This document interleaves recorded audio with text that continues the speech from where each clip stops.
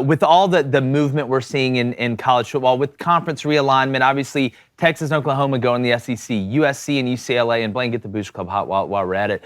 But, you have talked about relegation before and using, kind of that model we see in soccer and across the pond over there. Do you think relegation is feasible with the way that college athletic departments are set up and these contracts with conferences? Like, how is that something you still think, while it's not likely, I think we can agree on that. Do you think it is feasible? Oh, I think it would be incredible.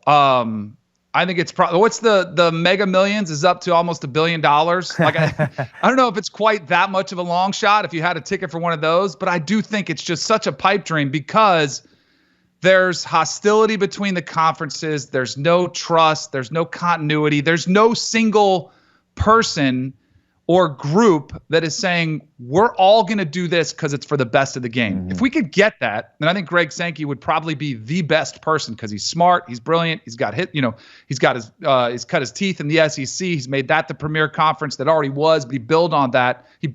I think he would be the best for it.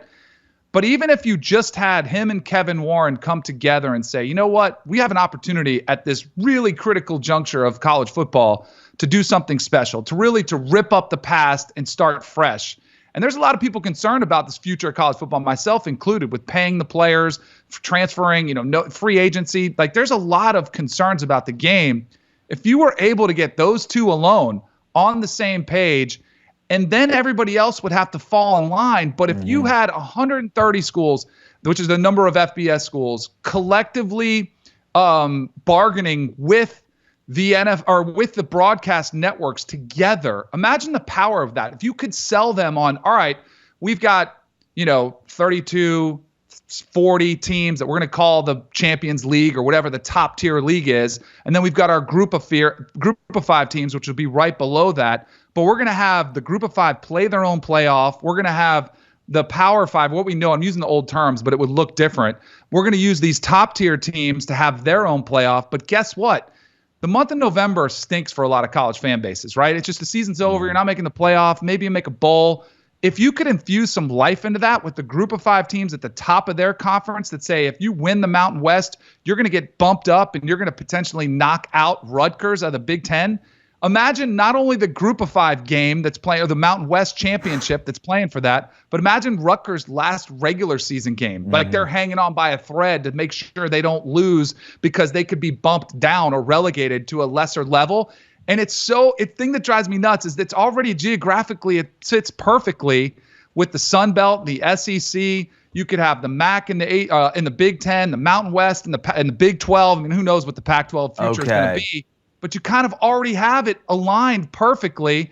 And then guess what we would get? We would actually get some parity in the game instead of having 3 teams that can win the national championship and that's it. I do think it's going to take a massive overhaul. Yeah, well, Danny C., in my mind, I thought relegation was like one big pot, one little pot, you go from one to the other. But are you saying that if you're like Pac-12, for example, whatever's going to be left of that, if you fall a certain place in the Pac-12, a team from the WAC that's close to you would overtake you into the Pac-12, then they would go to the WAC. So while geography is disappearing in front of our very eyes, that is a lot more feasible to me than having one super league, one little league, and now the Sun Belt teams going to play the teams in the WAC and stuff like that. From a travel standpoint, that actually makes sense to me, David.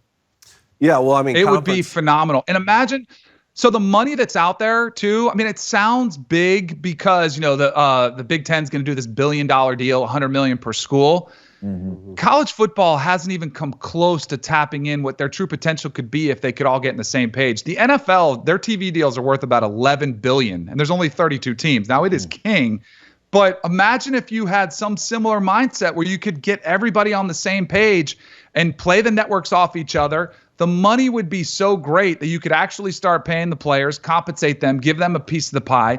There'd be money enough to save the non-revenue sports. I have 3 daughters. I want to make sure there's still golf scholarships, tennis scholarships, soccer scholarships, every non-revenues. I play baseball. I want those programs to thrive and still succeed.